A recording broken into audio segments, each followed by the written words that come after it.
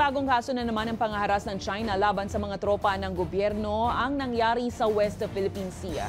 Binangga ng Chinese Coast Guard kaninang madaling araw ang barko ng Pilipinas, dahilan para mapinsala ito. May balitang A to Z si Ian Maghanoy.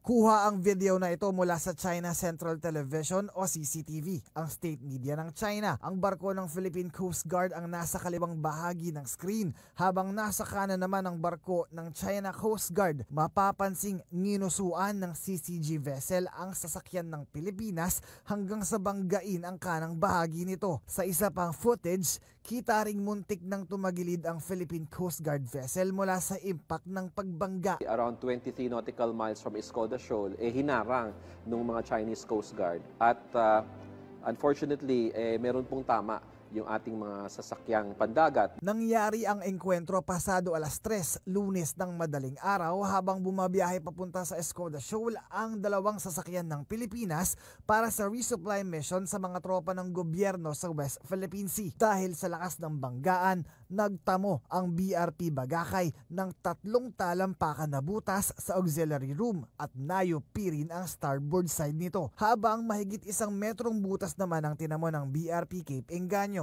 at may tama rin ang engine exhaust ng barko. Mabigat po yung damage nung illegal, aggressive, coercive and deceptive maneuvers na ginawa ng Chinese Coast Guard laban sa mga barko ng Pilipinas. Si Senator Grace po agad na kinundina ang irresponsableng pagmamaniobra ng China. Kinwestiyon naman ni Senate Majority Leader Francis Tolentino ang sinseridad ng Beijing sa mga mechanism para sa pagpapakalma ng sitwasyon sa rehiyon. Ang National Task Force for West Philippine Sea aminadong dismayado sa panibagong agresyon at paglabag sa batas ng China. We are bewildered, we are surprised, we are worried about what's happening. Akala namin yung preliminary understanding sa Ayungin Shoal, parang goodwill na yon para sa ibang lugar naman ng West Philippine Sea.